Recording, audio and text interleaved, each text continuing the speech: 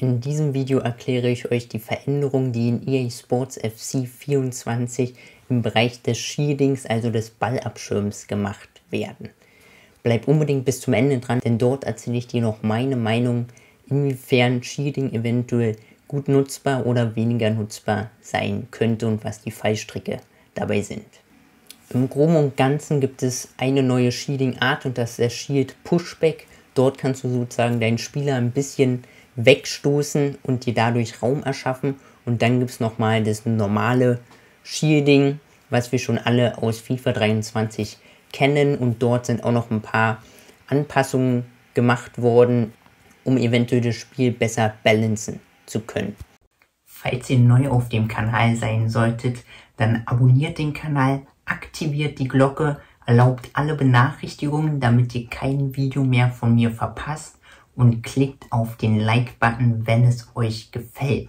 Wir schauen uns direkt mal das Shield Pushback an und das könnt ihr durch Drücken der L2-Taste ausführen und dort wird sozusagen die Animation deines Spielers so gewählt, dass du den Gegenspieler ein bisschen wegstoßen kannst und dadurch Raum schaffen kannst, aber das ist auch noch daraufhin gebalanced, dass du die Gegner halt nur weiter wegstoßen kannst, wenn du einen größeren Stärkewert hast als dein Gegner. Zum Beispiel mit dem Van Dijk kannst du wahrscheinlich einen Rodrigo, der relativ klein ist, oder einen Sterling, der nicht so körperlich stark ist, besser wegstoßen und dir Raum verschaffen.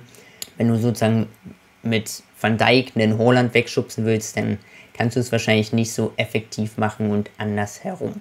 Und dieses kannst du hier bei diesem Beispiel sehen, wo sozusagen Alexander Popp gegen Sterling der Fall. Popp eher kräftigere Spielerin und Sterling, wie gesagt, nicht so ein kräftiger Spieler.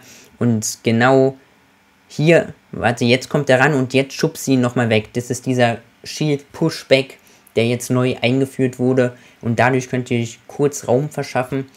Wie gesagt, ich glaube, dass es eine weitere Möglichkeit sein kann, um dir vor allem mit deinem Stürmer ein bisschen mehr Raum zu schaffen und sozusagen den klassischen Neuner, sag ich mal, zu nutzen, um, sag ich mal, mit dem Rücken zum Tor den Ball anzunehmen, dir durch Shielding Platz zu verschaffen, den eventuell wegzudrücken und dann die nachrückenden Spieler besser einsetzen zu können. Wie es letztlich in-game wirklich funktioniert, wird sich dann noch zeigen. Wenn dir der Content bisher gefällt, dann rate ich dir unbedingt, zu meinen Livestreams vorbeizuschauen. Die Streamzeiten findet ihr immer auf dem Community-Tab oder auf dem Discord-Kanal. Ich freue mich, wenn ihr dazu stoßt. Und jetzt geht's weiter mit dem Video. Und jetzt kommen wir zum normalen Shielding und das, wie wir schon kennen, ist durch Halten der L2-Taste gekennzeichnet. Und das ist eine wichtige Änderung. Die Effektivität, das heißt das Shielding, also die Stärke deines Shieldings, wird sozusagen reduziert, so länger du die L2-Taste hältst. Das heißt, wenn du die L2-Taste spammst, vor allem um dir sozusagen am Ende zur Eckfahne zu gehen und einfach nur noch den Ball abzuschirmen, ist sozusagen so, dass desto länger du die drückst, desto weniger Shielding-Fähigkeiten hast und nach einer gewissen Zeit kannst du sozusagen dann wahrscheinlich trotzdem als ballerobernder Spieler, sage ich mal, dir den Ball erluchsen. Und desto stärker der Spieler ist, das heißt der Stärkewert ist beim Shielding am effektivsten und gibt am meisten Einfluss darüber, inwiefern und wie stark das Shielding ist. Und desto stärker das Shieldings ist, desto effektiver kannst du shielden, was indirekt wieder den ersten Part verspricht, weil wenn du einen stärkeren Spieler hast, kannst du wahrscheinlich trotzdem noch länger shielden und inwiefern es dann wieder OP ist und dem Spiel nicht dient, wissen wir noch nicht, aber das kann eventuell der Fallstrick dabei sein.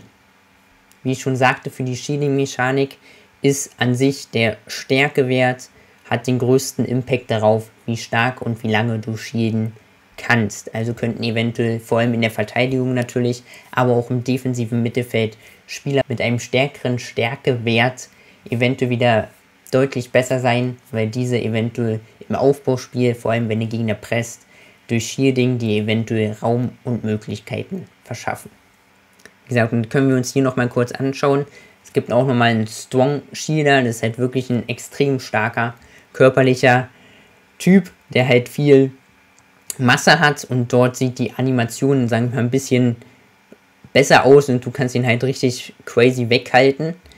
Wie gesagt, inwiefern es zu viel werden kann, ist die andere Sache und hier könnt ihr nochmal sehen, wie sich Shielding auswirkt, wenn du gegen einen Spieler shieldest, der ähnliche Stärkewerte hat wie du selbst. Da ist es ein bisschen offener gestaltet, aber so wie es aussieht, ist es trotzdem so, dass du dich trotzdem gegen diesen Spieler behaupten kannst und du sozusagen, wenn jemand anderes shieldest, es dir wahrscheinlich schwieriger fallen wird, den Ball zu erobern. Was hier lediglich noch ein bisschen komisch ist, was eigentlich das Ganze wieder zunichte macht, dass hier so ein Rodrigo gegen einen Marquinhos sich durchsetzen kann, was eigentlich nicht der Fall sein dürfte. Hier, zack, und den noch wegzieht. Und hier könnt ihr auch sehen, wie ein Grealish gegen einen Carvajal oder Nacho Fernandes sich halt durchsetzen kann und den Pass dann rüberlegen kann, um dir halt Raum zu schaffen und dann du den Abschluss perfekt machen kannst. Noch ein kleiner Hinweis zwischendurch. Wenn du Lust hast, dich zu FIFA oder anderen Themen in der Community auszutauschen, dann komm unbedingt in den New Age Discord-Server. Dort ist die Core-Basis meines Kanals zum Informationsaustausch. Schau doch vorbei für Updates und sonstige Hinweise. Ich freue mich dort, dich anzutreffen. Also schreib dort rein. Wie gesagt, das waren die Shielding-Varianten, die es neu gibt. Wie gesagt, jetzt teile ich nochmal meine eigene Meinung, was ich von dem neuen Shielding-System halte. An sich finde ich es trotzdem schon gut, dass das Shielding nochmal überarbeitet wurde und ehrlich gesagt, diesen Pushback, glaube ich, finde ich eine extrem gute Neuerung, weil du so dir vor allem mit wuchtigeren Spielern und Lengthy-Spielern, wahrscheinlich Lengthy wieder OP-mäßig werden kann, du halt auch mal jetzt so ein richtiges Neuner oder ein falsche Neun-Spielstil integrieren kannst, dass du deinen Stürmer mal anspielst und der halt schieden kann und du dann deine Spieler, die nachlaufen oder steil gehen, dann deutlich besser ins Spiel integrieren kannst, was im jetzigen FIFA nicht so möglich war, weil das Shielding nicht so hundertprozentig gut funktioniert hat. Was aber sich negativ auswirken könnte, ist, dass bei dem normalen Shielding, wenn du wirklich sehr starke Spieler hast, also Spieler mit starken Stärke-Attributen, dadurch, sage ich mal, die Effektivität des Shieldings deutlich erhöht wird, vor allem wenn du an der Eckfahne bist und dann wahrscheinlich ein Flügelspieler, der wahrscheinlich nicht so körperlich stark ist, du den Ball erobern willst, dann denke ich, wird das wieder ziemlich dürftig sein, um den Ball dort wirklich erobern zu können. Und inwiefern das gebalanced ist, kann es gut sein, kann es aber auch, wie gesagt, ins Negative umschlagen. Aber im Groben und Ganzen, denke ich, bietet dir Shielding einfach eine weitere Möglichkeit, um auch dein Spiel anders zu gestalten, indem du auch ruhiger im Spielaufbau agieren kannst, weil du durch Shielding eventuell in engen Räumen oder wenn der Gegner presst, du halt trotzdem noch die Kontrolle behalten kannst und dadurch auch ein ruhiger Spielaufbau möglich sein wird. Du kannst ja jetzt gerne mal deine Meinung in den Chat schreiben, was du von dem Shielding-System und den Shielding-Varianten meinst und was du glaubst, was eventuell stark werden kann oder schwach werden kann. Und wenn dir das Ganze gefallen hat, abonniere auf jeden Fall den Kanal, lass ein Like da, teile das Video gerne mit deinen FIFA-Freunden, damit mehr auf EA Sports FC 24 News aufmerksam werden. Und apropos EA FC 24 News, schau dir auch gerne weitere Videos aus meiner Playlist hier an. Dort erfährst du alles, was neu ist in EA Sports FC 24. Und wir sehen uns wahrscheinlich im Game oder in den Livestreams oder bei meinen Videos in dem Kommentarfeld. Und ich sage wieder, welcome to the new age. Ciao.